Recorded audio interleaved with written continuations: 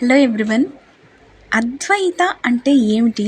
సహజంగా మనకి డౌట్ వస్తూ ఉంటుందన్నమాట. ఎందుకంటే మన కళ్ళకి ఈ అద్వైత అనేది ఎక్కడ కనిపించదు. ఆది శంకరాచార్య విరచితమైన నిర్వాణ షట్కం వింటే గనక మనకి మనసుకి చాలా ప్రశాంతంగా అనిపిస్తుందన్నమాట. అంటే ఏది ఏమీ లేదు, అంతా శివోహం శివోహం శివోహం అని. అయితే ఈ అద్వైతం ఏమిటి? మొత్తం చాలా డిఫరెంట్ టైప్స్ అనేటివి మనకు కనిపిస్తూ ఉంటాయి ఈ ప్రపంచంలో. మరి అద్వైతం ఏమిటి? అద్వైతము అంటే అంతా ఒక్కటి, ఇంకేమీ లేదు. మొత్తం ఈ బ్రహ్మాండం మొత్తం ఒకటే. అసలు ఈ బ్రహ్మాండం మొత్తం దేనితో తయారైంది? ఈ పంచభూతాలతోనే కదా. గాలి, నీరు, నిప్పు, భూమి, ఆకాశము, ఇలాగా అదే మెటీరియల్తో మన బాడీ కూడా తయారైంది. దానితోనే ఎవ్రీథింగ్ తయారైంది కదా. అన్ని రకరకాల జీవరాశులు అయితే ఏమి, ఇవన్నీ కూడా దేంట్లో నిక్షిప్తమై ఉన్నాయి? ఈ మొత్తం విశ్వంలోనే. కాబట్టి ఈ మొత్తం అంతా కలిపితే ఒక్కటి. అసలు దీన్ని మనం ఎలా యాక్సెప్ట్ చేయాలి? ఎందుకు యాక్సెప్ట్ చేయాలి? మనకు చాలా కనిపిస్తూనే ఉన్నాయి కదా రకరకాలుగా. అంటే మనం ఎంతమంది ఒక పర్సన్ ఎత్తుకుంటే ఒక్కరే కదా మనం. మనలో ఎన్ని రకాలు ఉన్నాయి, ఎన్ని ఆర్గాన్స్ ఉన్నాయి, ఎన్ని సెల్స్ ఉన్నాయి. కానీ పైకి మనం ఎలా కనిపిస్తాం? ఒక్కరంగానే కదా. అయితే ఒక మనిషి సుఖపడుతున్నాడు, ఒక మనిషి కష్టపడుతున్నాడు. ఎందుకు అలాగా? ఎందుకంటే మనల్ని తీసుకుందాం. కొలెస్ట్రాల్ ఫుడ్ తీసుకున్నాం అనుకోండి, మన హార్ట్ సఫర్ అవుతుందా లేదా? ఆల్కహాల్ తీసుకున్నాం అనుకోండి, లివర్ సఫర్ అవుతుందా లేదా?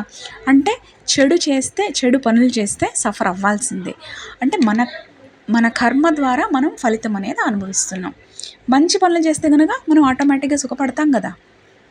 ఇదే అన్నమాట మెకానిజం ఈ ఓవరాల్గా ఉండేది. అంటే ఆలోచించగా మనకే అర్థమవుతుంది, ఎవరు పండితులైతే కాదు.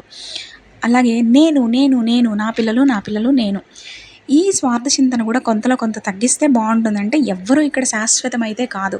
పిల్లలకి చిన్నప్పటి నుంచి స్వార్థ చింతనే అలవాటు చేస్తే కనుక వాళ్ళు బాగా సఫర్ అవ్వాల్సి ఉంటుంది. మనం చిన్న వయసులో ఉన్నప్పుడు చాలా మంచి విషయాలే పిల్లలకి నేర్పించాలి, మంచిగా ఉండాలి.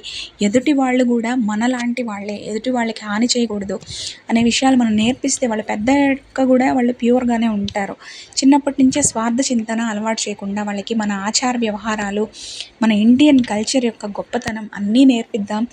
మన సొసైటీకి మన పిల్లల్ని ఒక మంచి సమాజాన్ని నిర్మించుకునే ప్రయత్నం చేద్దాం. మన సనాతన ధర్మాలు మరుగున పడకుండా మన బాధ్యతగా మనం ఈ విషయాన్ని స్వీకరిద్దాం. అలాగే మన ఛానల్లో విష్ణు సహస్రనామాలు విడివిడిగా ఒక్కొక్క శ్లోకం దానికి భావసహితంగా అప్లోడ్ చేయడం జరిగింది. ఎవరికి ఇంట్రెస్ట్ ఉన్నా కూడా నేర్చుకోండి. ఆ విష్ణు సహస్రనామాలు నేర్చుకోవడం వల్ల మనకి చాలా అంటే చాలా ఉపయోగాలు ఉన్నాయి అన్నమాట. వాస్తు దోషాలున్నా, గ్రహ దోషాలున్నా, ఏవైనా కూడా ఆ విష్ణుమూర్తికి అతీతమైతే కాదు కదా. ఆయన్నే ప్రార్థించినప్పుడు అన్నీ కంట్రోల్లో ఉండి మన జీవితం అనేది సాఫీగా జరగడానికి ఛాన్స్ ఉంటుందన్నమాట.